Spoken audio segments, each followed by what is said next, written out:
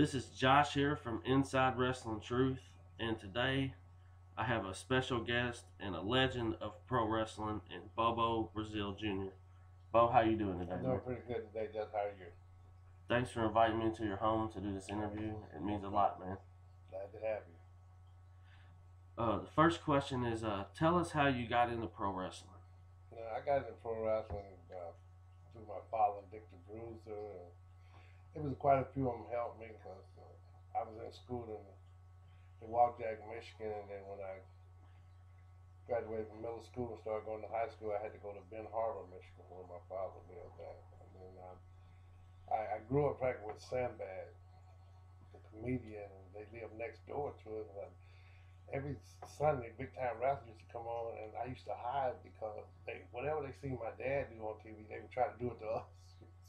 Right. And then my dad asked me did I want to train. I went to an event with him. He asked me did I want to train with him. I said, no, not really. So I ended up being a punch bag for a while. Mm-hmm. I was learning how to fall and all the hits and stuff, and the do's and the don'ts. And then I said, well, okay, I might like it. So he bought me a brand new car. And 69, I had a brand new car. Just learned how to drive at the age of 13, and I'm like, okay. Then after I tore it up, I had to pay for it, so I got into wrestling. Yeah. Easy, quick money, without working 40 hours a week. Now, you actually had different wrestling names before Bobo Brazil Jr. Oh, yes. Ooh. Yes, Sweet Brown Sugar, Calypso Jim Burks. They were just out there, the names. Mostly every organization that they go to, they give Disco Dog. I had to change it from Disco Dog because the Junkyard Dog was coming into the Federation, so they started calling me Jim Burks when I was wrestling with Vince Senior, and then because he was coming in, and then when I started wrestling for Dick the Bruiser, he came up with the name Calypso Jim because I had went to Jamaica and stayed over there for a while, and over in Jamaica I was Sweet Brown Sugar.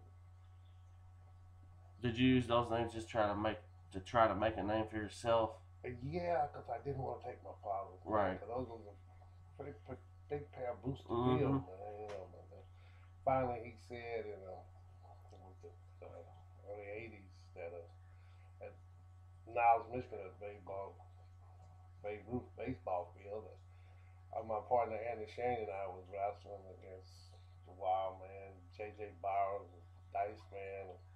It was Dick the Bruiser Jr. at the time was the Golden Lion.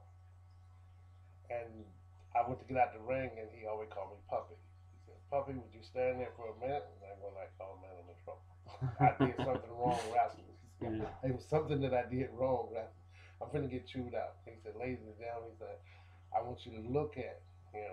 So I'm standing there, like about 250 some pounds, well built. He said, that's my son. And he said, a young man standing next to him is a tag team partner. It's my son, which Andy was a white boy. He still was in my father's circle. And he said, but from this day on, he's Bobo Brazil Jr. And I almost dropped another brother named Carl.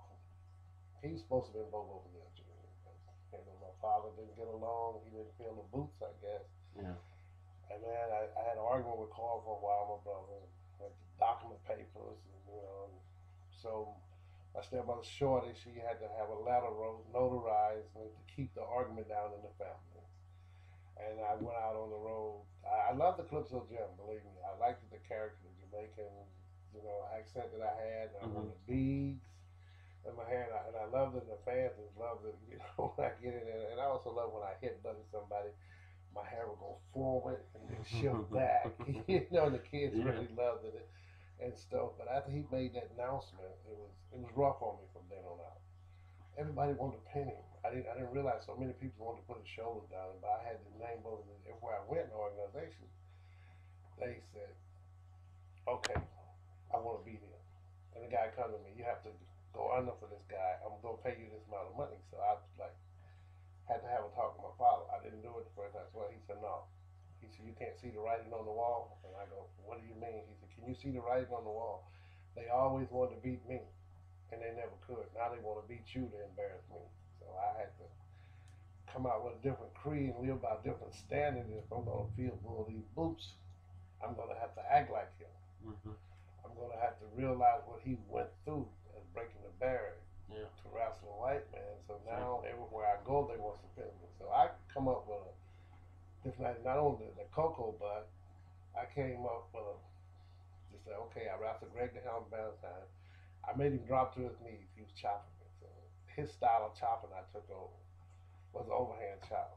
And now when I go places, it's chop him like he stole something. Yeah. As soon as I step in the ring, chop him like he stole something. And then my wife would holler, if you don't chop him, you're going to sleep on the couch. And the women just seem like they love that. If you don't chop him, you're going to sleep on the couch. So, but doing a lot of tours and stuff, you know, all of them, Michigan, Japan, and everything, you know, it was just hard to feel. I was getting hit hard like a big Mack truck would hit me sometimes from some of the guys trying to knock me off my feet. You know, and I go like, okay, I see the writing on the wall now. I see what he's talking about. Yeah. So, like I said, it's rough on the road. It's rough on the road now when I go somewhere. Out of all 41 years I've been in the business, it's still rough on the road. Yeah. What are some of the most valuable things that you learned from your father in the wrestling business? First, really was respect to the older wrestlers. You know, you learn to give them respect and they'll take it from you. So that was one of the most main things. And, you know, when you went places to be on time, be professional. And the most valuable thing I learned from him is how to book yourself. Mm-hmm. A lot of wrestlers these days don't know how to book themselves. They don't forgot about the respect. They don't forgot about the psychology of the business and stuff. You know, it just no more respect. But the main thing, a lot of us, well, I'm gonna say not us because I'm not in that category no more. A lot of the young guys now don't know how to book themselves. Mm-hmm. So they come a dime a dozen, so it makes it hard for those guys that've been there and made a way for those guys in the business. You know, you got promoters now say, "Oh, okay, I'm the promoter. I want to walk out. I'm the champion," and that's not business. That's not good for the business at all. I go somewhere. I like to work my way from the bottom all the way to the top. Yeah. How hard was it to get into the business compared to today? Independent wise, it wasn't hard, but professional wise, to be there with AWA, NWA, you know, the WWF was at the time, and big organization over Canada, New Japan, Old Japan, FMW. It was very hard. If you didn't prove yourself when you went in, you wouldn't be there. Yeah. You had to give them something when you went in. You had to put something on the table. It's a bargain life. I'm gonna pay you so many $1,000. What can you do for me? So I got to say, well, okay, I could be a solution to your problem. I want to be a big actor. Mm-hmm. So I mean, I gotta live wrestling, sleep wrestling, eat wrestling, married to wrestling, to do this, to be able to hold a spot there. Because if you don't, it's like I said, we just like a mule. You get hurt, you go on and you come a dime a dozen. So you know, like, hey, I'm paying you $3,500 a night. I can take this young guy and build him up. You know, so you got to hold your spot. So that's like you think you're doing wrestling today is get in there and do what you got to do. You know, it's no saying like, hey, I can't let this guy beat me. So some of them would say like Road Warrior Hawk was one of my tag team partners. He would tell you, I do what I want to do. So that's my theory in the ring now is I do what I want to do. I'm going to do what the promoter says because he's paying me. But I do what I want to do. Yeah. Who are some of your favorite legends that you've worked with? I worked with Dick the Bruise. I tagged him. About the only young black man. When I said young black man at the time, I seen him tag my father, a guy named Prince Fuller, that everybody said I had the style for not to never know him. And but I was the youngest black man that ever worked with Dick the Bruise, the most dangerous wrestler in the world. And I got a chance to tag with Road Warrior Hawk. I got a chance to tag with the Valiant brothers, you know, Johnny Valiant. And Jerry Valiant, he like took me up on his wedding party and stuff. And then I got a chance to be around, you know, Morocco. Most everybody in the federation, but the most valuable guy was Andre the Giant. That's awesome. Yeah. I used to sit at the table with him and drink wine with him. Wow. And every time he drunk out of his glass, I would take it and put it in my bag. Yeah. But I traveled with all those guys and stuff. You know, Dr. Jerry Graham was one of the most. Dr. Jerry Graham Jr. was one of the most guys that took me really on this ring after the later years in the wrestling that when we was coming up a diamond. See, they used to didn't allow too many blacks in the business. You know, if this promotion had two, I couldn't fit in. Mm-hmm. But Dr. Jerry Graham took me up on his ring and showed them that I was one of the best workers at my age time out to Toledo, Ohio, and Canada, and most everywhere went. Scott Steiner came along, Big Papa Puff, and he would come to me and said, "Clips up." I said, "Yes." He said, "What I got to do to make it in the business?" I said, "You need to go down to Memphis, Tennessee, so you can make it down there." He goes, "You ever been down there?" I said, "Yes, I've been down there." I said, "I tell you, it's rough because you got to look. All those guys are farm guys. Okay, they're cornbread, they're pretty tough. So you got to deal with all that. You know, and WCW sent for me, but they sent Scott Steiner. And when they got down there, Dusty Rhodes said, "This is not Clips of Skin." So Scotty ended up coming back to the AWA. We ended up being tag partners. Like I said, I was the most popular young man in the AWA at the time. Thanks to Dr. Jerry Graham that gave me the big push. Mm-hmm. And Bulldog Don Kent, one of the fabulous kangaroos. You probably hadn't heard of them in a while, but he was one of the guys that come in and was the toughest little guy I ever seen. You want to mix it up with him? Don't. The great Wojo, Wojciechowski. He was barcoded from Olympia. He went to Japan. He was so tough. I mean, Mojo was a big, strong, nice guy on the stay in the way, but when the guy that business and friendship stayed out there, with business in the ring. Right. Mojo. And he's one of the strongest guys I ever seen, you know. Talk about some of your toughest opponents. Well, he was my toughest opponent. I mean, like I said, I wrestled with the Samoan, Dominic DiNuccio, Iron Mike Sharp, the Sheik, Nikolai Volkov, then Tony Atlas. Um, the most one that Big John Studd, I never will forget. He shot me in. I came back. Now he was one of really the toughest opponents. I mean, the guy could think, boom, and adjust the body. They could think, and he shot me in the ropes. Came back, and my knee. He gave me an elbow. My knee went into his knee. Wow. The back, and he went down. And he's gonna cover me. That's the worst mistake that I ever made. I jumped on him like I'm gonna win, and I see myself go up over the rope out on the floor. That's how strong I was. And wow. Jesse the Body, Jesse Ventura was one of the guys that I toured with out to Detroit. Every time he came in the area, he wanted to wrestle me. He used to call me Michael Jackson when we didn't wear a curl back. Yeah. So right. And we could tear up the arena with just, like I tell most of the guys now, they can't turn a wrist lock into a main event, and this man, he could. He'd go back and tell Vince Jr. at the time, I just took over, he'd go, "We need him." Well, Vince was the type of guy like, okay, I got to keep my overhead down. Yeah. So every time I went with him, they had a position for me in the ring. A lot of times I would travel with the ring truck and the ring crew because they really didn't want to pay for your plane ticket at the time, trying to keep the overhead down. So back then it was best get there if you wanted to work. If you had to drive 200 miles, if you wanted to work for the Federation, you got there. And once you got there, you was in, you know, and you go around like they like, wow, where you come from? And it's best not to travel with a lot of them because if you didn't wake up on time, that was really your toughest opponent. If you didn't get up on time, you just left. That was your toughest opponent in the business. A lot of people didn't understand on time, and timing was the best thing. You go through the airport so fast when they start buying tickets. You go through the airport so fast, people thought you was a ghost. They see you this minute, next minute you board the plane. Yeah, and stuff. But the really toughest opponents that I really had, I'll be honest with Andy. He was my own partner. He turned on me, and I would beat this guy down, and he would get right back up.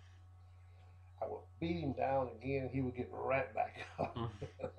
He was about one of the toughest guys. We was with Dan Sullivan. You ever heard of Dan Sullivan? Yeah. Okay, and we tagged with him a lot and stuff, you know. But Dan even should say, what he's got, what's holding him up? I go, he's one of the toughest young guys. I don't believe I put all that in him because we traveled together. I gave him the do's and don'ts and learned him, you know, that you had to be loyal to this business and don't worry about what nobody else doing. Sabu broke a $3,000 knee brace on his leg. Then Sabu broke his leg, really. He kept wrestling the whole match. But he was one about the toughest young men that I ever had, Yeah. the toughest older guy that I ever wrestled with. The other, which was Iron Mike Sharp. He would hit you and you feel cold draining down. What are some of your favorite territories and companies to work in? My favorite territory was really Ohio, out through Ohio, because I was like the Ohio champion and stuff, and then I love working for the AWA.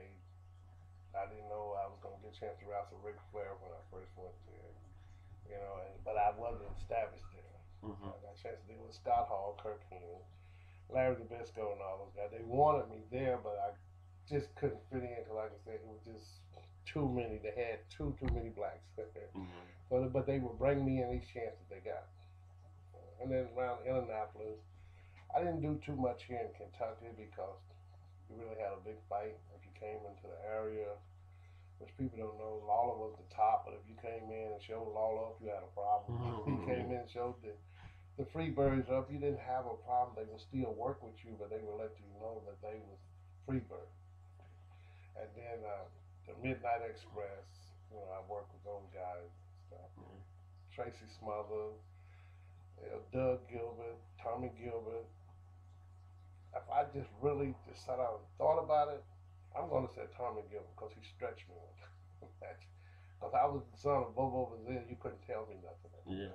But he showed me the respect and for that. If I picked a choice, which I would look over it a lot, but if I picked a choice that was the toughest opponent in my whole life of professional wrestling, would be Tommy Gilbert. Eddie and Doug's father. He was one of the toughest guys that I've seen to be small. He could really stretch it. But for his entertainment wise, it would be an Iron Mike show. What is your least favorite company or territory to work in? Would be Canada. Canada? Would be Canada.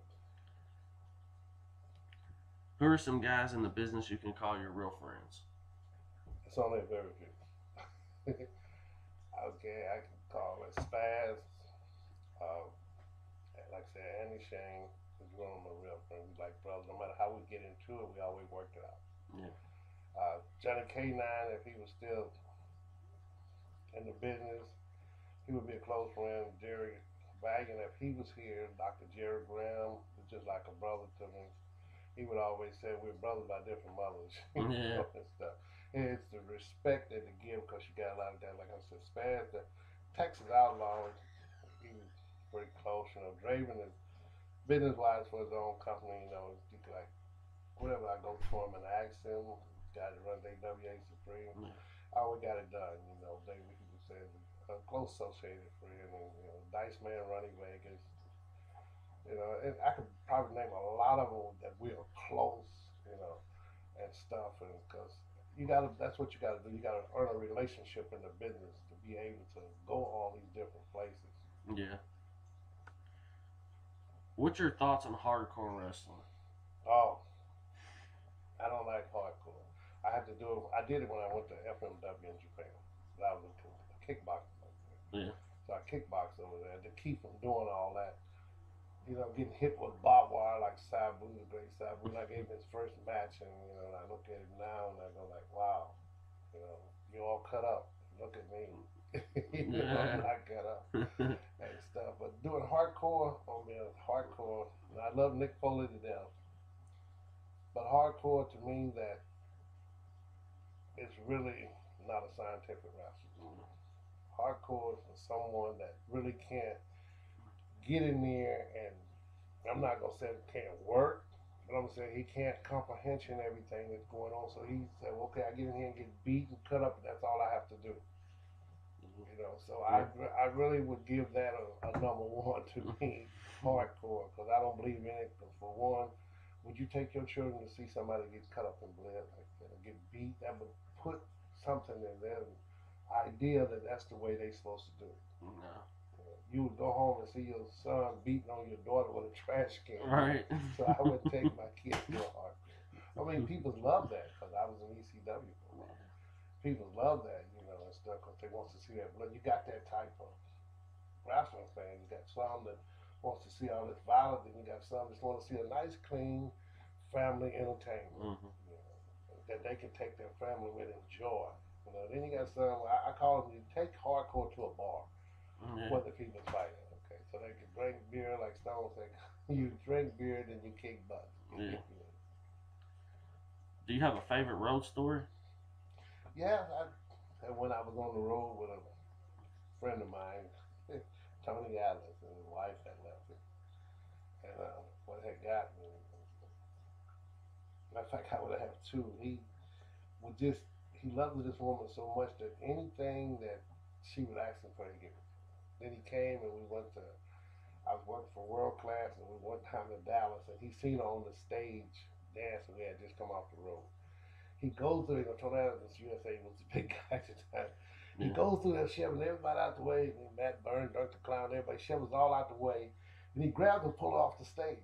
And she goes, no, no. And these two bouncers running up there like they was huge. I turned around and told him, brother, the way I feel, you wouldn't want to do that. The next one, I wrestled for WCW and I was going against Kamala and Ming. And then Kevin Sullivan, we called him a little troll. So Ming had threw me out, and he said, stay up under the ring. And when they tell you to stay there, it's best for you to stay there, because you come out, they're going to kick. Kevin runs down, and short as he was, he kicked up under the ring, and he kicked me right in the forehead. And I'm going like, oh, man. So on the way back home, I was going from South Carolina to North Carolina. And my partner, Andy, and Dice Man was there with me. And I said, man, my head is hurting so bad. I said, man, that little troll kicked me in the head. My head is hurting so bad. So we never believed in taking really heavy drugs. So Andy gave me aspirin, but Dice had some, I don't know what it was, whatever he had, it was a very powerful pain. It had me going in and out. And when they would hit a bump, Andy would always say, I would say, stop, Andy. Stop. My heel was going like boom, boom. Stop, Andy. Then we get to the hotel. And then I'm like, I wake up, I'm the only one in the hotel. I'm like, wait a minute, the three of us check in? And Andy said, do you realize how much you were snoring? The man, I put a pillow over my head, so we had to go sleep in the truck because I was snoring so loud. If I rated, that would be one of the best. Yeah. Everybody said I was snoring so loud, they had to get up and go out the room. Wow. What's been your worst injury? I'll be honest with you, I never had an injury. What's your favorite thing about pro wrestling business? Entertainment of kids, man. I love entertainment kids. You know, and seeing a child smile, especially if you go to a show and see there's a handicapped child that don't quite understand, is afraid of every big wrestler that walk by. If you stop and turn and give that child a hug and kiss him on the forehead, that's the most entertaining thing that I've ever seen. The heart touching that I do for kids when I go, and then see a child that wants to get into wrestling, and you actually be coming in the back, like, we always go in the back a lot of times, someone comes to the front. And I go like, what are you doing here? Where's your parents? And they go, I want to come in and see wrestling, but I don't have no money to get in. And then you go up to the front deck and then you buy a ticket and give that child. That's the most best feeling that it is in wrestling. Then you come out and see that child smile, or get that child a T-shirt or something. That child will remember you the rest of their life. They really will.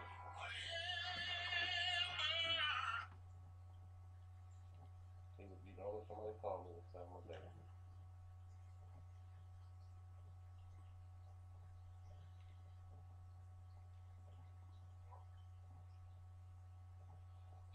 No, we won't worry about that. That's cool though, man, because a lot of wrestlers I know would do that. No, but I always do that. I do fundraisers for churches, and a lot of people got fundraisers up here a different way. Mm-hmm. If I'm going to do a fundraiser for you, I don't want none of my people on the door. I want the church people on the door. Yeah. So when we do a fundraiser, we want you to feed us. We there to entertain, so you can draw a profit or whatever you need. Like this church in Indianapolis called me and said, there's a big Catholic church that's about to lose the church. We want to do a fundraiser, but we don't know how to do it. So I go and sit down and talk to them to do a fundraiser.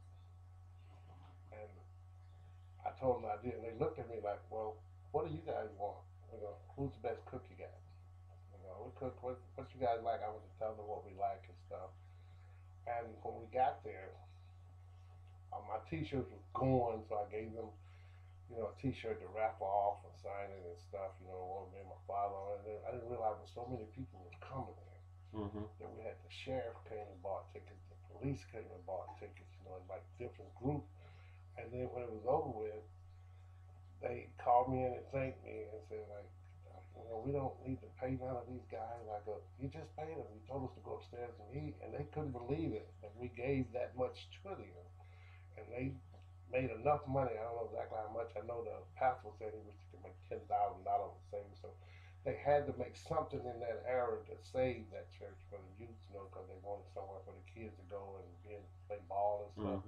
So they saved that church, and that was the most beautiful thing that I had ever did. And the churches called me now to do fundraisers. We didn't want none of the money because you do a fundraiser, you do it for them to help them. You do it for yourself. You're going to end up, believe me, somewhere down the road you're going to lose. You know, because you're taking away from what you want out there to give. And there's a lot of promoters that just pocket it and say it's a beneficial. Yeah, I don't believe in that. Yeah. And I have a lot of letters from churches that I have did, even my church. My pastor, we always do one for our anniversary stuff.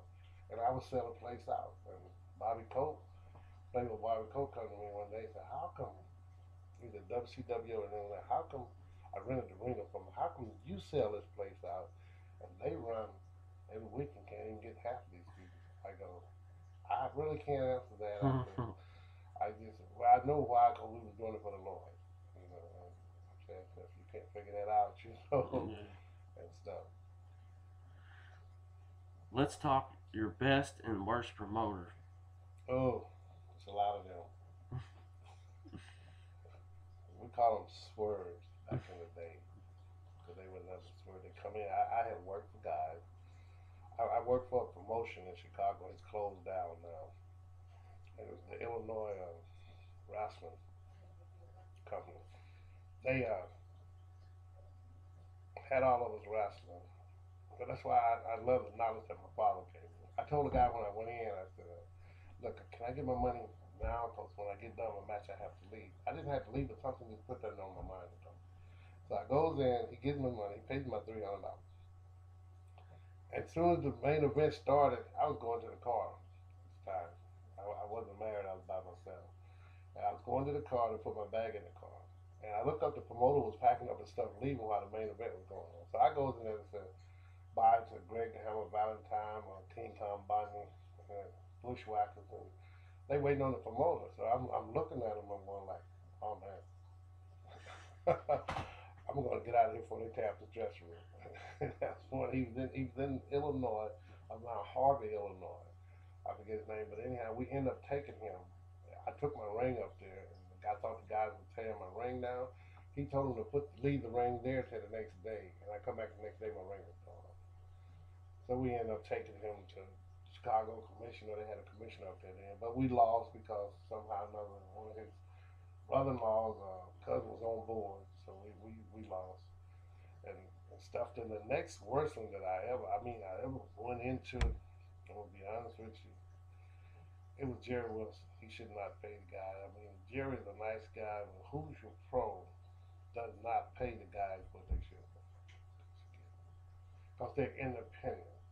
But the worst professional one that I ever been was a guy over in Canada. They call him the Bear Man. He's dead now. He was one of the worst players. Bruiser couldn't even get the money out of him that he wanted. But he was a nice guy. You grade him as a swerve. That's what you had to do. You had to grade him as a swerve.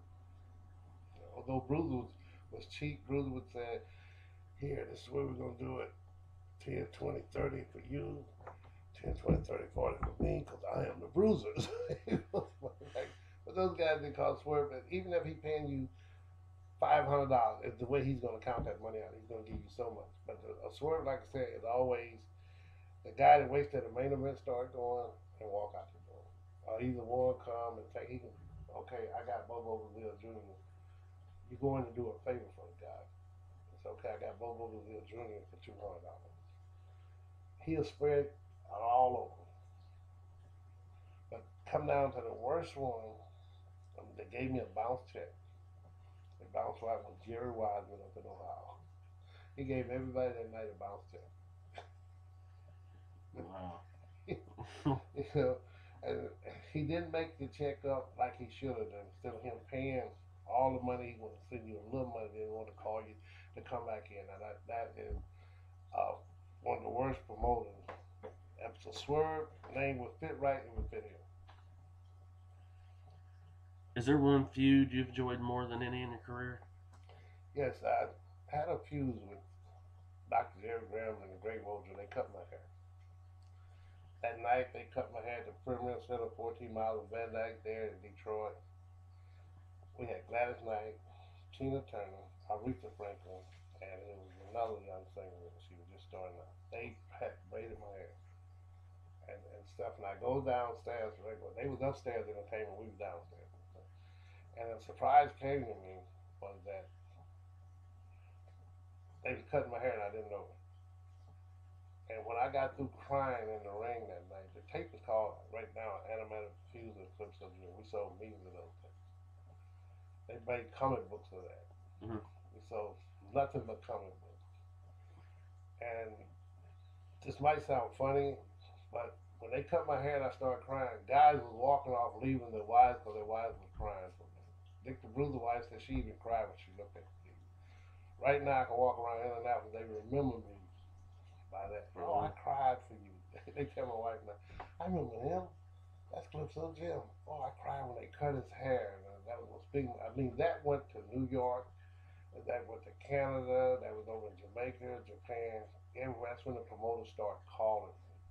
They said I was one of the best performers, but they didn't know I wasn't performing. I was serious. Yeah. They cut my hair. I was really crying. Those beads was hanging down here. Damn, man. I'm serious. I cried. If you look at the tape right now, you will cry. You will say, "Oh man." Even Bruiser cried when he got in the ring because my daddy's supposed to be coming, and being my partner that night. But I had lost my older sister. She had died, and he was going through a lot of change. So he came to the show, but he just couldn't wrestle because he used to manage me after I got started in business before I took over the name. And Bruiser had to come in and be my partner. That's how I ended up tagging with Bruiser, one of the youngest black guys tagging with Bruiser. But then everybody would look at the tape and cry. Right today, they look at it, they still crying. Oh, that's back in the 90s. Oh man, they do you like that. And then next thing I know, Vince got the idea. Vince called me. He couldn't get me because I got booked so much with the AWA, and I'm going to Iowa, and then WWE is working for AWA. AWA is calling me to work with Ric Flair. WCWO was the NWA at the time, was calling me to come there, so I couldn't be in all these places at one time. And every little independent promoter is offering me $500 a night to be in the show. And I'm like, wow, man, if I was like 4 or 5 people, I would be rich. If I could just spread my body at one time, because I was booked like 7 times in 1 week, and I was on one Saturday night, and I couldn't make all those places. What's been your favorite moment of your career? My favorite moment of my career was when I first won. No, the favorite moment, well, I really don't like to tell nobody this, was they had a pole match with us, $20,000 check at the top. I goes all the way up the pole, and this is true at a fairground. This story has been told by many of the wrestlers, the older wrestlers. I get all the way, the minute I grab a check, I feel all this cool air. They done pull my trunks down.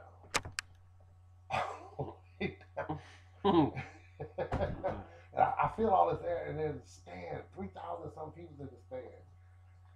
And I'm like, oh man, I'm a black guy with blemish red sliding down the pole. My partner tell that all the time. I said, oh man, I was so embarrassed because they pulled me all the way down on my knees. Wow. I was so embarrassed, man. And plus they all like walked away laughing, and the check come floating down, and I get the check. So I got another problem. Every woman out there think this young guy that doesn't have a wife, but I had a girlfriend, he didn't want all this money.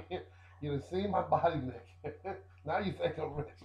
They was like this on my hotel. Wow. Oh, he okay? Do he need? How do I need a towel in my room? Right. I mean, the police fell out laughing. I never forget that. As long as they are. All the guys talk. Everywhere I go to Texas, they still talk about that right today. Down in Memphis, I go, oh man, you guys stop me up. Yeah, that's the most embarrassing moment. I mean, it was one of my kind of like favorite. That if you look at it in a way, it got me out there with a lot of booking. Because everybody like, was that an act? No, it wasn't an act. I'm serious, it was not an act at all. They said, man, look at your face sliding out that pole. I said, I imagine. So, you got to live with that. I thought all that would be over with by now. But right today, I run up on Tracy's mother, Tommy Gilbert, Grandmaster Sexy. So they still, hey, but I just forget it. Yeah. Well, the guys pulled some good jokes on you, man. Yeah. Who are some guys in the business you have heat with or have become enemies with? Oh, well, I had a lot of heat with Tracy Smothers at one time until we fought. I mean, we fought, and when we got through fighting, my wife come out. I was gonna shoot Tracy. He kept using the N word. Mm-hmm. And it started in Memphis, Indiana. Right up when it started in Memphis, Indiana, he tried to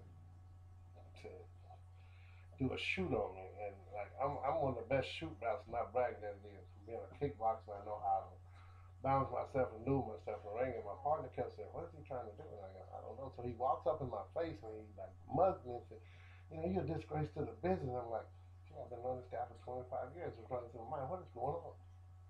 And so, I guess he goes, your wife shouldn't be married to you. And he just kept using that N word, which we was living down there then for the house. He kept using that N word, and I'm like, oh man, which was my promotion.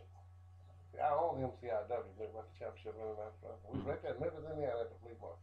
I'm like, what's up with Tracy? So I called Jamie Dundee, Bill Dundee. So I'm like, what's up with Tracy? Oh man, he on them drugs, he do that. But I didn't know that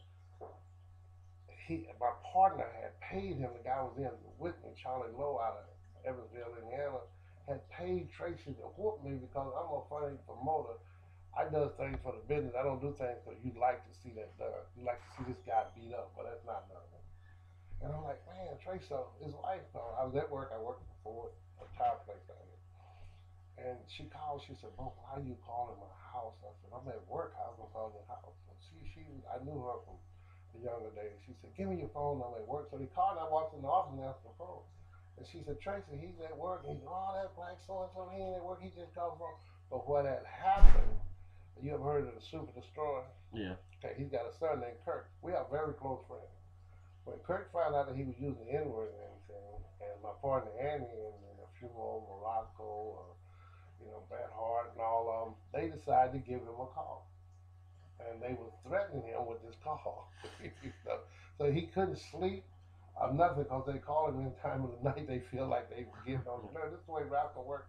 When you have a lot of close friends and you touch one of them hard, by messing with one of the guys, they do that. They come in there. So that's the way it had happened. So I get to Evansville, Indiana, and I had my Glock with me. I was a lot of times best carry gun on the road. Right. And I was walking. It was 300 some people. After everybody told me Doug Gilbert, Grandmaster Sexy, Jamie Dundee, and all of them. So leave it alone. Guy by the name of Ryder. That's sure. Hey, I'm easy to get along with. Okay, I'm willing to walk on the shake Tracy hand and forget it because he did it to me. I didn't do it to him. I'm walking in front of 300 and some people. I'm going over to the concession stand to get a T-shirt for this young kid. My wife was over by the concession stand selling a T-shirt. He got right in the middle and said, "You effing nigger, you!" And man, the place got so quiet, and my temper just went up. And I just promised to promote and everything that we were gonna do. I just walked. He went outside.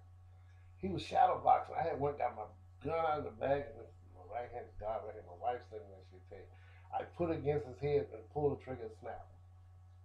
And the little girl running there said, "Oh, Miss Brazil, your husband got a gun." And she came out there and she said, baby, give me the gun." He never knew that I had the gun. That's how much anger had built up in me for him calling me that. He never knew that I had the gun. She said, "Give me the gun. You don't need the gun. You can fight." Oh, he can't fight. So there was two more big guys there. Raid Assassin. wrote by Ray Saturn. His two sons were there.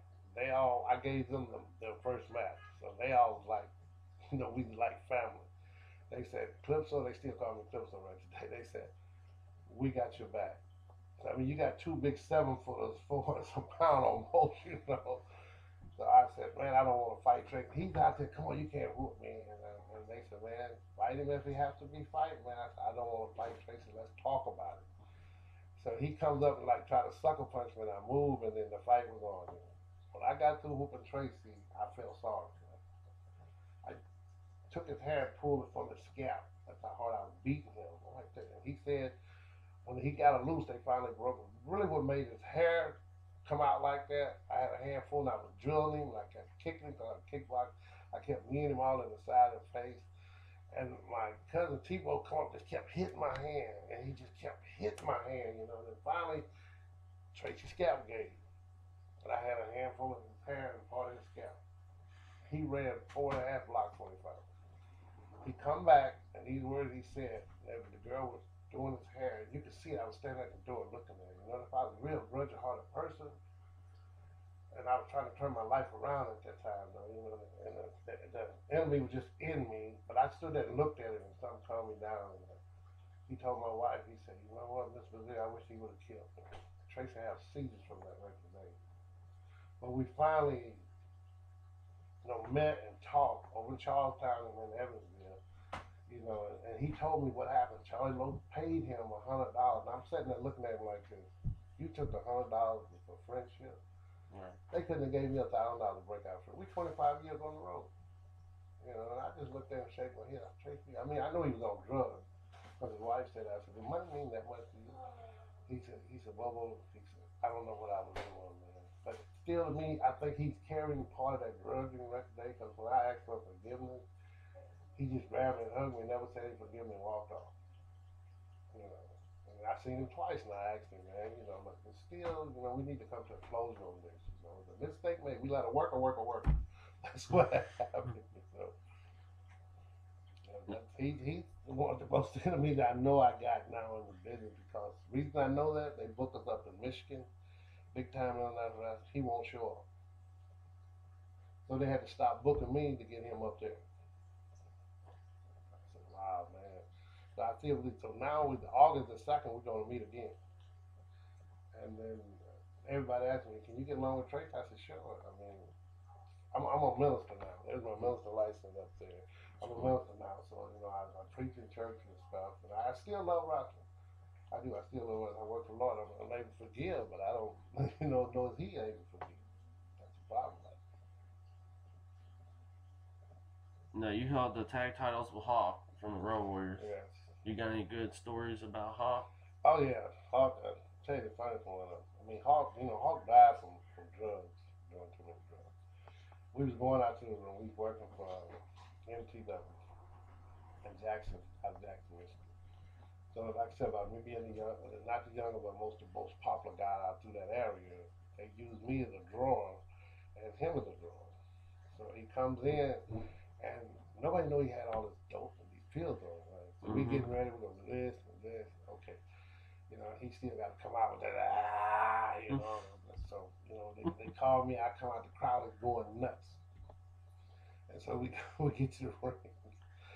So my partner standing up, he's waving a big old bag of weed. My partner Andy, that was one of the other tag. And I'm like, hold on for a minute. And the promoter said, what you gonna see what Andy wants? So he needs you right quick. Hawk done dropped a bag of pills and a big old ounce of marijuana. My partner said, what am I doing with that? I go, here, I stuffed it in his pocket. Wait till we get back. So we get back, he just standing looking. He's scared of Hawk. He was scared of Hawk. Hawk was so big and he was small, he never really dealt with him like I did.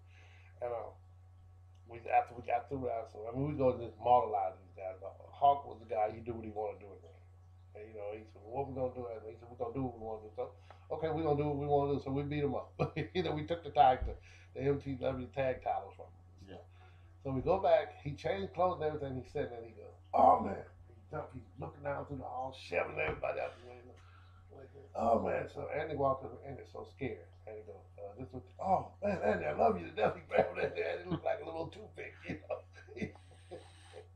And stuff. And the next one that we We was Japanese people come over and took pictures of us tagging and going on in there. He told me, he said, "You believe I go over there and pull that girl's dress down?" Like, "Oh, don't do that, man. That's embarrassing." He said, but he didn't have to pull her dress. He goes over there, she gets scared, and fall back, and boom, legs go up, and it was the most funny thing. It was the most funny thing it was. I'm trying to keep from laughing. The other guys trying to keep from laughing. Ring with Chris Carter and Jihad Saad. They trying to keep from laughing. But he was the type of character that he does. He was a good guy. He does everything. I mean, he did what he wanted to do when he got in the ring, but he does stuff to have fun. And stuff. When you teamed with Hawk, what do you remember what years this was? Yes, I remember just like it was today. It was in '87. 87. What's the most heat you've ever got from the crowd? The most heat I ever got from a crowd is when I was wrapped at the Black Demon, and they didn't know who I was. And I turned around, I was wrestling against my father, and I did something I didn't try to do. It was when I picked him up by his hair, I bust him in the face. The crowd went dirty. Not only the crowd went dirty and tried to, well, I did. I got cut in the back. I got 6 stitches in the back when the lady cut me. Well, I fell out the ring, and I'm like, oh man, I didn't intend to hit him that hard. And then the next heat was from him. What the F was you doing out there?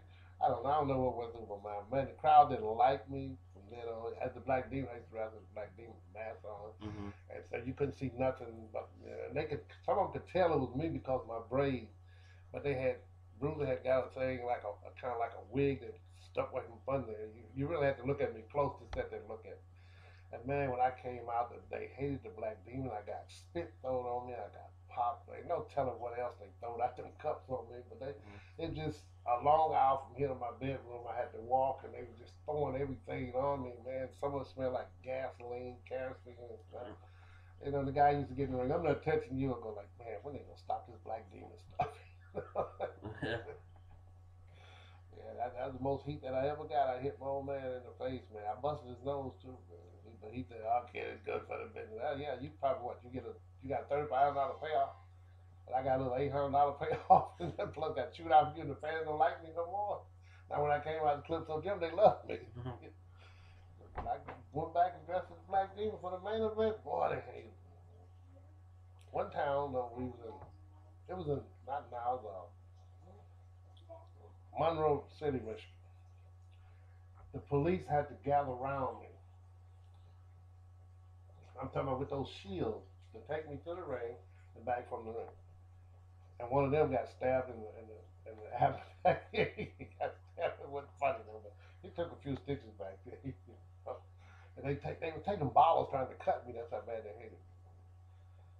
Because I didn't talk. I would look at you, and that mask I had was like a boogeyman mask. And I could stand there and scare every child just looking. I'm going in my mind like, why is this kid scared of me? And one guy hit me so hard he almost knocked me out. I mean, my back was turned, and that's when they got all the police stars. I mean, he absolutely hit me that I went to seeing stars as I went to try to walk. Man. That's how much they hated me, man. That's the most heat that I ever got was in Monroe City, Michigan. Have you ever had to shoot on someone in the ring? One time I did. I was in Japan, and you wouldn't guess who it was. Leon Spinks. He did not know how to pull a punch. He did not know how to look. We're over here to try to get back home safe.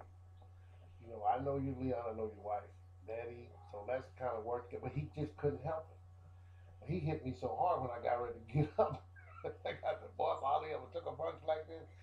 No ring. He counted sheets right today. I mean, he hit me, and I crawled over to my partner, Wado. And Wado said, "You okay?" I said, "No, man." Because I supposed to stay in there. In Japan, you have a length of time to stay in called frontier martial arts. Every nation from over the world comes over there. Whatever they do, judo, karate, kickboxing, jiu-jitsu was all there. Even the women's was like men. And I crawled over there. My partner got in. He hit my partner and knocked him out. I'm going like, oh man, I got to do something about this. And when I got in there, I found out he had weak knees. By being a kickboxer, we could kick so hard it sounded like a shotgun. I kicked him, pow, and I looked up, man, and no need to drop his head. So That was the end of the first tournament. Now that was a shoot I did. I tried to break his leg. I get called upstairs to the Japanese mafia. Leon Spinks was a big hero on it. Ali was hated on it. A lot of people don't know that. So by Leon beating Spinks, by Leon beating Ali, when we went over there in '91, he was a big hero. I was during the time that Victor Bruiser died. He was a big hero. But Victor Bruiser was supposed to be me and O'Neal partner, but he died before he got over there. He died before. And they loved this man, and they told me, said, "Bow down. Are you listening at me?" I said, "Yes, sir." Spinks up. That's the term that tells what they want done. They offered me another $3,500. I was getting $3,500 a night. They offered me another $3,500 for Bo to be down and Leon Spinks to be up. It was last night, Tokyo Dome, 91,000 people in 1991. I'll never forget that. And I had to go in and we're like, "Why you didn't act?" I'm saying to myself, Wade was looking at me. He goes, "You know we're gonna die if we don't do it." I was like, "Why they don't get the sheet? Why they don't get?" That's what I'm thinking. We done beat for 3 weeks. We done beat every nation that came before us. And the nation that came before us, Leon Spinks, and a guy couldn't even box called Blackburn. We had to let him beat. But we stayed alive. I'm proud. I never went back to FMW. I went to New Japan, Old Japan. I never went back. You know, it just wrestling world is not what people think it is. It's not. What's your thoughts on WWE and TNA right now? Right now, WWE is Vince turned the whole thing around. It's not wrestling no more; it's entertainment. And sometimes I think they go out of the way with the entertainment. But it's a place that every young kid wants to get to. But it's a place that if they knew like I know, they wouldn't want to go. You have to take drugs to be that individual that they want. You can't go in there, your size and my size, and make something out of ourselves. That's not good enough for Vince. He wants more. He wants you to look like Hercules, a big Amazon person, you know. And you do that for 10 or 15 years. You don't know how much you took off your body, how much life you took out your body taking that stuff. It's hard for you to get on weights and work out every day, and then watch that tearing your body up because you're not eating right and stuff. Because back in the '90s, I had 5% of body fat, and that was just from being honest with you. Then from running the road back then, smoking weed and eating everything I get my hands on. Then going to the gym and work out. Then plus when I got with Scott Steiner, I ran with Scott Steiner for years. And, you know, he was on a different type of supplement than everybody else. So the only difference with me and him, I don't like needles. And he'll tell you right today when my wife met him, and he walked up to her and said, "Where's Flipso?" He won't call me no more. He said, "Where's Flipso?" And she said, "This man called me my career to kick off. So that's why I love him. So he won't wrestle me, but I can go to Atlanta, Georgia, where he at. If I'm on the highway somewhere, he'll come over there where I'm at." Bagwell was pretty good, but Scott Steiner and I was guys that ran together back in the day and stayed in more trouble in a little bit. I'm going to name some guys off here, and you just kind of tell me what you think about them, okay? The first one is Ox Baker. Did you see that tape with Ralston here? I see him. You must see it. Yeah. Great guy. Ox is a great guy. I mean, he worked in the movies with Tina Turner and all of them, and you know, and he called for me to come in there. Yeah. And Ox is truly a heart. He's a great guy. Some people don't think of him as that, but he was a great guy. For him to be 80-something years old, and we went in there in Marion, Ohio, at CCW, and the crowd was dead till we got in the ring. He couldn't hardly get around, and we had a Pearl Harbor match, and the crowd was going nuts. To me, I take off my hat to him. He's one of the nice guys. If I could find many guys that work like him at his age now, the promotion probably just blow up bigger than WWE. He's one of the greatest guys that has been. I have to take my hat off to him. Sebastian Eros. Now, which one is the Sebastian? It's one up in Michigan. The one in the D1W. The D1W, my son. Yeah. He calls me dad. Right? Yeah, that's what he told me. He's one of the greatest young men that I dealt with. Very respectful. we traveled all over together, Louisiana, you know, and we went to Virginia together, hung out with him. He's one of the most respectful guys. The reason I give him that respect when his wife died, when he had his little baby. He took over that, and like he came to see us. He called my wife mama. He came. He sat out on many days at the table and ate with us. We kept the baby for him, but he's the most respectful guy that's in the business. I'm not gonna say it because I learned in the business that way, but he's the most respectful guy in the business that I know today. He's one of the most nicest guys. We call one another every other day. So Eric Draven. Eric, like I said, Eric is a nice guy. He just got a lot on his plate right now and stuff. Put him in the category from 1 to 10. I would give him a 9. He's a good guy. I mean, you know, he always came out and talked to me. If we had a problem, we always talked about it. Something I didn't like, he was well, okay, Bobo. You know, you go ahead and handle that. You know, he's been in the business long enough. Clyde Richardson.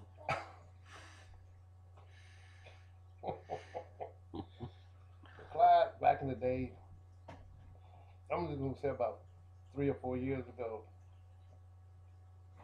I couldn't get along with him. That's the thing. I didn't like the things that he did.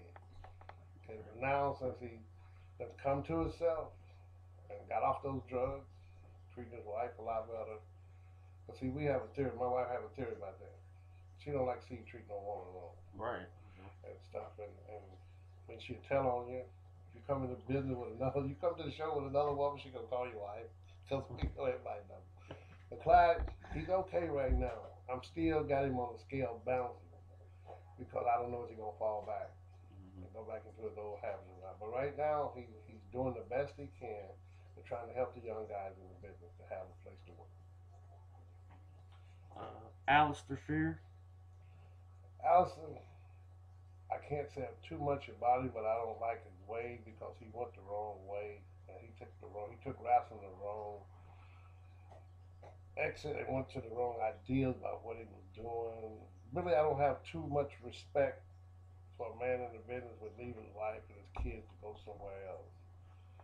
You know, so I mean, he's okay, but I don't have that much respect for him because he wasn't a man to stand up to his family. And the last one is Rick Brady. Rick, I took him up under the wing. Rick has got his own ideas about doing things, you know. I mean, a lot of people don't like him, and a lot of them like him, but I don't have nothing bad to say about him at all. All right. What's been your most painful or bloodiest match? Sorry. Against the Sheik. Sheik. Yep, the original Sheik. He cuts everybody getting in the ring. He don't care. He gonna bust you open and cut you. Deal with him for 15 or 20 minutes in the ring, you're gonna feel pain. Then you're gonna feel this pain. Yeah. Do you have any funny stories in the ring? Yeah. Guy by the name of Prince Murdoch. He's dead now. Prince Murdoch. Every time that he would, the funniest part about him and El Vocero, a great Mexican wrestler out of Mexico, they was the two funniest guys ever did. Murdoch would slam us. Bam. And the only way you could get him up off you, because, I mean, if you don't push him up off you, he would pin you. So I thought of an idea one day. He slammed me. I slid down, and he went to pin me, and I bit him on his chin. He jumped up. Oh, man, you faggot. You. Like, it worked. It worked. Yeah. You know? And El Vocero, the funny thing I did with him was, I mean, this is a true story. A lot of guys can tell you. It was so cold outside in Detroit, you could spit on the ground and freeze for his feet. I take his underwear and I go out and put him in the snow. So I wet his underwear, then I tie his boots and I was like, hey, yeah, you up next. So he's trying to put his underwear on. He's like, oh. So they told him I did it. We was up there in Pontiac, Michigan. They told him I did it. So I get this girl to bring, she's a chef. She's pretty much, she brings me. He stuffed my bag, I think. He stuffed, you know, we used to carry a little pouch that we carry out, you know, date books in and all that stuff. You know. He stuffed it full of Tampax. I mean, I never paid any attention. So when I got there, she said, don't you want to give me your phone number? So she had let me off in Plainfield, Indiana, where my vehicle was. I said, yeah. So I turned around and I unzipped my bag and nothing but Tampax flew out. She turns and she looks at me, and she looks at my bag, and she drove up.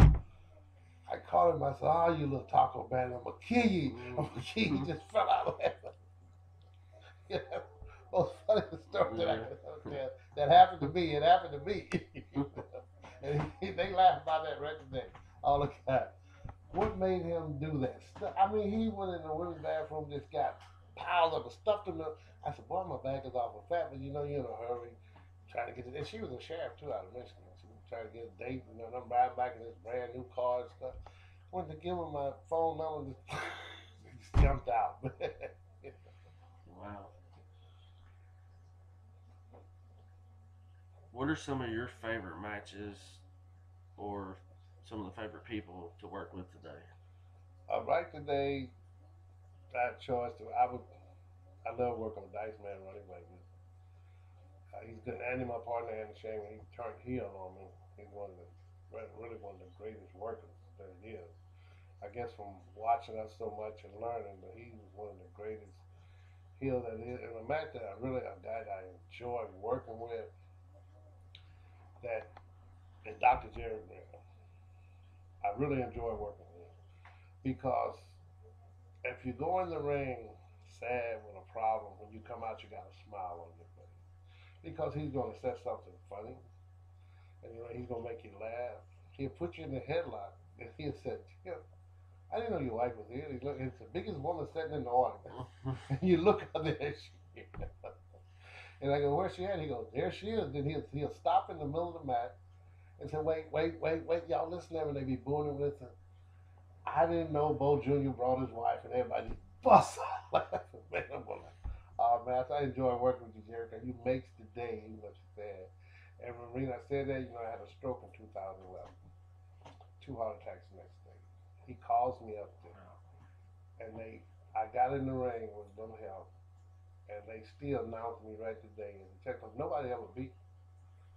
And they talked about the good times we had and the bad times, and you know, and everybody always said Dr. Jerry Brown was this and he was that, and he's the most beautiful guy to work with to make you feel like you're somebody in that ring. You know, old as I am today, you know, they make me feel like I'm somebody when I go to Toledo to the NWA. You know, that's what I work for, and I get there at the arena. They all make me feel like I'm somebody. You know, stuff. They respect me as an agent, what I've done.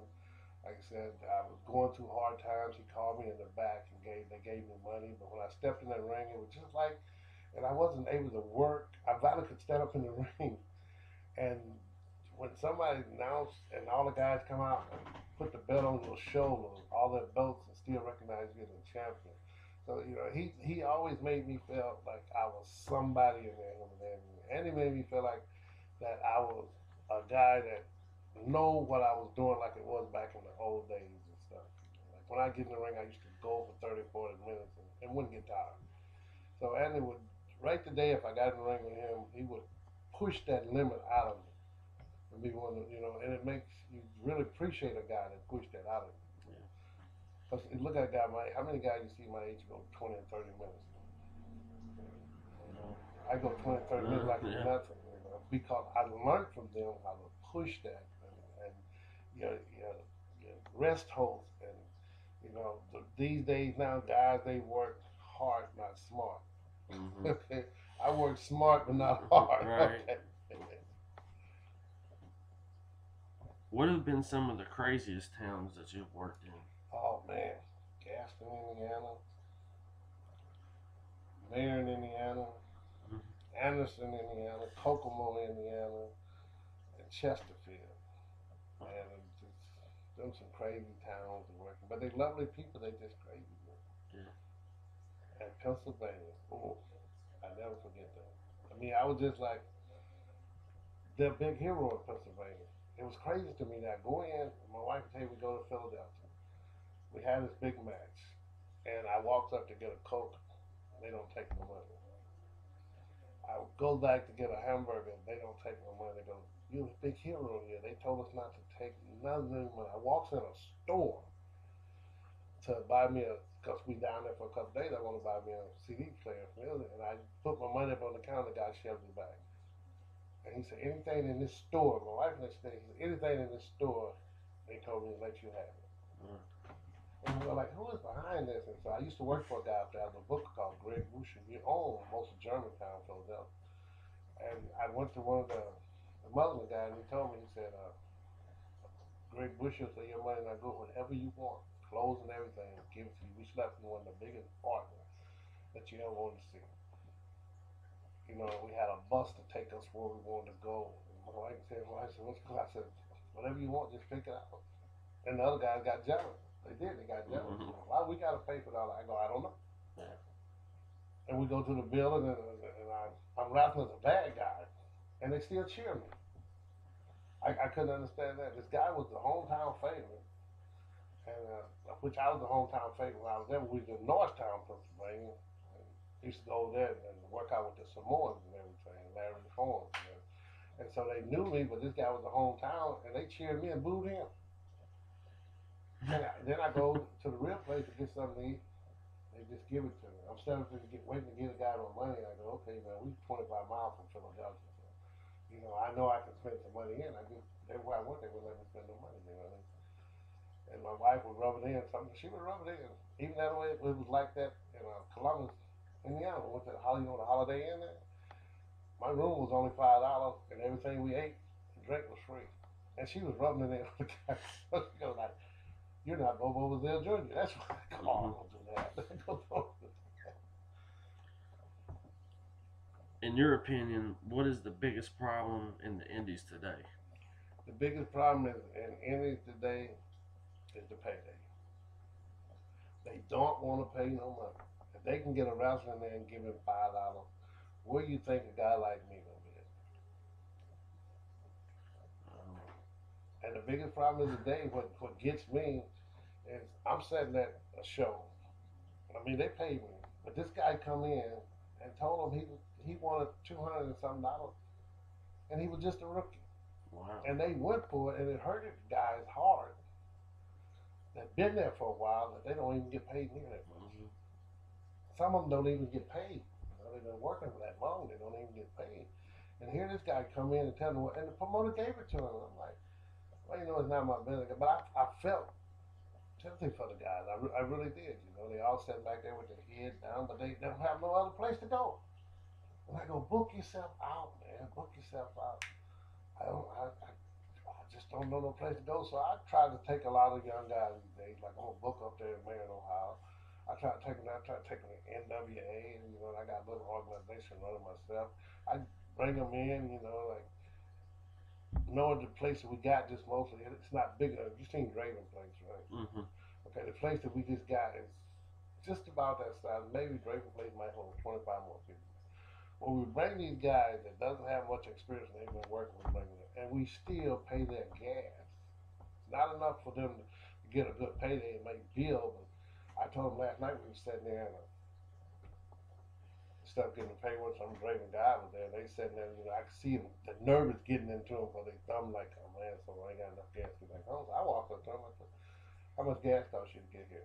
They all told me, I wrote it down, I walked it up to my partner and I handed it to him. He goes, where we gonna get that kind of money from? I said, you just get your envelopes ready and don't take the money from the concession because the concession should always belong to the person that's running the show. Now, that shouldn't have nothing to do with paying the guys. Listen, I made a speech last. I said, now, all you guys coming here and talking about, oh, I was this, I was that. Why y'all couldn't fill that arena? Why you had to let Sharp Dressed Man and Bobo Jr. and Spider fill this place up? But you guys are heroes.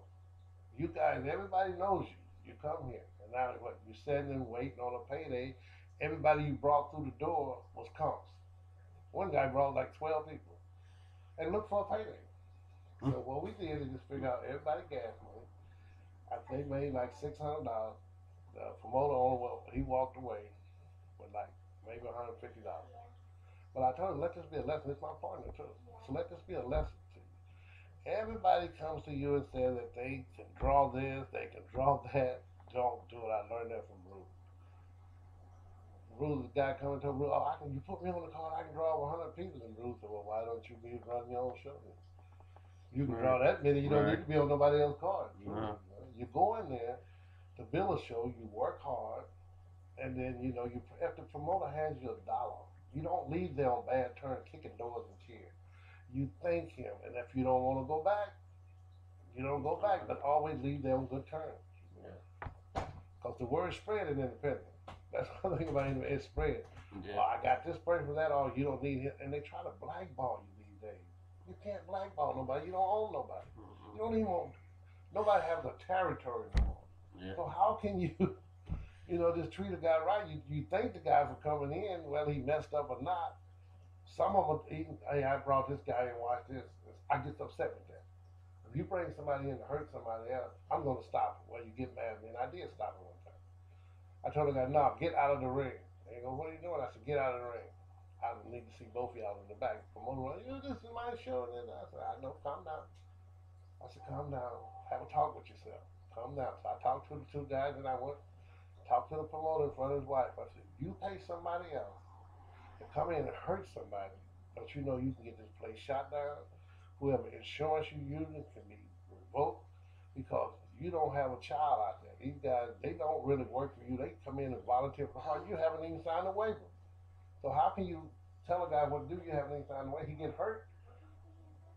He's on his own. Your insurance ain't gonna cover because he did not sign them. So how can you just really tell a guy what you want him to do? Appreciate the guy coming there. And what I think about these independent promoters, they need to all get together and sit down and form a line. And then they can get somewhere. But you know why that is? One scared this is gonna make more money than that one. Yeah. Instead of getting around like what I would do, like I told the guy. I said, you trust your wife, right? Or you don't trust, oh, I don't trust my wife. I said, well, I don't need to talk to her. If I ran a double promotion, I'd like to have both wives at the door. And if my daughter run the concession, what she does for us, if me and another guy running, you put your daughter, somebody back there you trust. That way we got one person watching the other person, you see? And then let's us promoters put our head together and try to build this place instead of trying to tear it down. What they're doing now is tearing one another down. They'll get mad if, like Spider did something to one of the guys. No, he rented his ring out. That's what he did. The other guy had been renting his ring. But the guy called Spider said, can I use your ring? Yeah. The other promoter got mad because Spider ring was there. And I said, oh man, what is going on here? So independent promotion, man, right now is you just put it down, man. But then they don't pull together no more and stuff. What motivates you to keep wrestling? The fans. Fans. The fans. How do you get prepared for a match? Mostly, I really don't. I just pray about it and I go ahead. I know what I'm going to do when I get in there. Is there any moments in your career that you regret? Yes, it is. I regret bringing some of the guys in the business. And one of the moments that I really regret is that I should have quit a long time ago. But it's in your blood, you can't. You know, every day I said, I don't want to do this, I don't want to do that. They call me, one of the fans, I look on Facebook, one of the fans, yeah, I hope you're coming this weekend. So that's motivation to go. And you regret it sometimes going there because you really go for nothing. Yeah. I have walked in the place and, oh man, glad you came, but there ain't no money here. Well, I'm here, I might as well go and work. You know, that stuff. So that's what you regret about being a professional, right? If you will go down, your body will go down. If you say, well, no, I'm just not going to do it, you just go down. And this is something I did for 40-something years, you know? and it's really hard. As long as I'm entertaining somebody, making somebody happy, I'll be there. The money don't mean nothing in the business because I made my money in this business. I made a living for like 14 years, and then you have a job, a shoot job. Had new cars, new clothes, and everything, you know. And I know I stopped the pace for a lot of guys, but I still look at the fans. Like I said, kids couldn't come in to see us because the price was so high. And, you know, and just like the girl that's over there driving, that's in the wheelchair, you know, if I don't come, I see her on Facebook, what happened to you? You know, so it fills my heart to go to sit there and see her, and I always give her a big hug and stuff. But any handicap person, I stop and take out time and talk to them. You know? A lot of people have asked me to pray for them, and we sat there and started talking about, you know, God and stuff, and I tell them how good God been to me, and I see it uplift them So that's what makes me really stays in the wrestling, that I can reach out and text somebody, you know, when they're going through hard times, to encourage them about something, you know. Did you have a favorite manager? No, you know, I never had a Never really, had one? but I had a favorite one though. Her name was, what was my favorite manager's name? Well, she was a girl that we picked up in Greenfield. Stuff. I gave her a name too. And she worked her heart out. She lost her husband and everything. Tammy, her name was Tammy. She was had got to be known all over wherever we went. She was the only manager that I had. Was a girl manager, and I like, what I'm doing with a girl manager. That's what I'm saying to myself. Well, my wife said, well, it might work. I really don't like managers. Yeah. But Tammy was one of the most beautiful. Dr. Jerry Graham loved her. Vince loved her when he seen her work with me and stuff. She just picked up the business like that. Yeah. You know? And then she lost her husband, helping him to do the things that he wanted to do. He got on drugs, and then put her on drugs. She had two beautiful twins, man. I used to send them tapes and stuff, and now we don't even see Tammy no more, man. She's about the favorite manager that I can say that I took up on the wing and used out through the independent. Yeah. She only went to one big time. You know, they loved her then, and she didn't sign the contract. If she'd have signed the contract, I'd have lost her. Anybody know of Mercedes? They used to call her Mercedes Benz. She's Gilligan. She was Gilligan on WWE. That always got on there trying to sing and couldn't sing. Jillian. Yeah, Jillian Hall. Jillian Hall. She was Mercedes. Used to be Mercedes. I took her up under my wing and got into the federation and just turned her loose because she got there and did the wrong thing. She divorced her husband and left her baby for a guy that didn't even mean nothing. You know, money meant too much to her to me. But I told her, look, this is like this. He'll build you up just like he did Benoit and all the rest of the guys. You buy your new home. I was one of them. You buy your new car and then you fire. That's the way this works. You know, look how he did Grandmaster Sexton. Brand new home. Just had a baby. Showed up 5 minutes late, was fired. That's ridiculous. Is there one guy that you didn't get to work with that you wanted to? Yes, he died. He died. I gave his wife the belt. And right today, he was working for the it's called it's WWS, the World Wrestling Superstars of Wrestling. He lived in Lima, Ohio, and he was a good worker. And he was working in the ring. We had worked sometime. He was coming up. I had the United States Heavyweight Championship, and right there in Muncie, Indiana, and he got killed that night in the ring. He died in the ring from brain aneurysm or something. And his wife came to the show the next day, and she was sitting there. I had never seen her before, but I could tell that was his wife because I seen the water in her eye. Mm-hmm. And after I wrestled his brother, and I got on her, I can't even call his name now. But he was one of the guys that I really wanted to wrestle. I didn't get a chance to wrestle.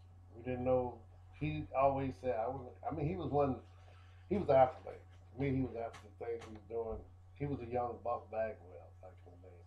He told me that, you know, I don't wrestle. Everybody didn't beat him, but I never beat you. And I said, well, I never wrestled you and beat you. And he said, well, you'll find out next month, right? I said, yeah. Who was the best? That's the way we left it. Who was the best? And he didn't make it.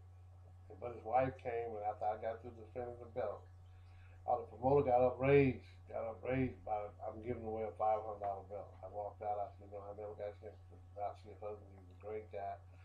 I said, but he's a champion in my heart, and I gave him the belt. Oh man, I got back there. They just hit the ceiling. I told him, well, what are you gonna do about it? Right. Here's this woman don't even know the husband was able to beat me, and I didn't know he was gonna able to beat me, but he was a champion in my heart. But they got over me giving the belt away. It's something his kids will grow up and see. What does Bobo Brazil Jr. do for fun? What I want to do for fun, beat up on my grandkids.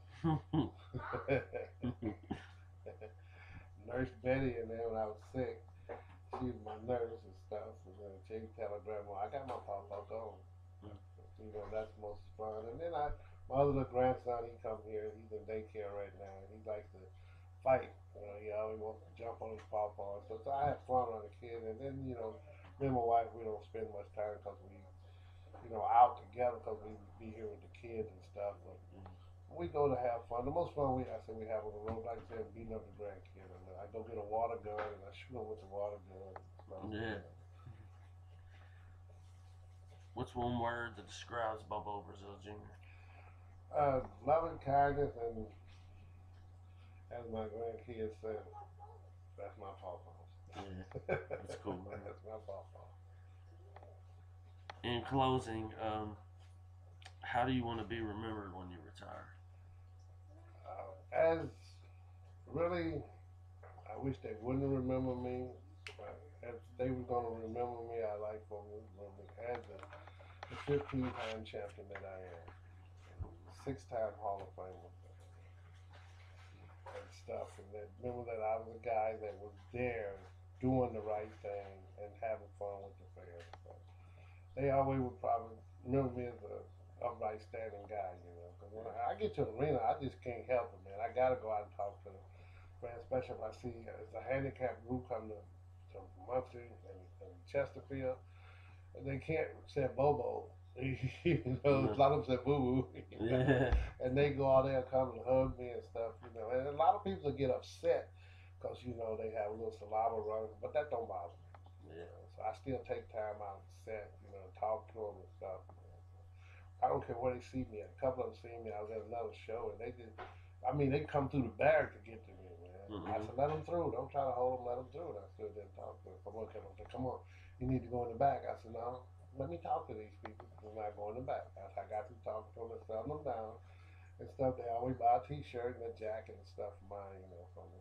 And I told them I'll be back out signing autographs, and I went in the back and said, gee, they really love you. I said, everywhere I go, this bunch show up. It's like a bus load of them. I can't get rid of them until I talk to them. So I probably always remember as one of the nicest guys that is in the business. Is there anything you'd like to say to your fans or anybody out there? Yeah, I would really like to say, first before I get to the fans, I want to talk to these independent wrestlers out there. You guys need to get it together and learn respect to the older guys. The fan would love you more. It's not what you do, it's how you do it in that ring. And I would say to my fans, just keep coming to the shows and enjoying the wrestling. Thanks, man. That's right. Appreciate it.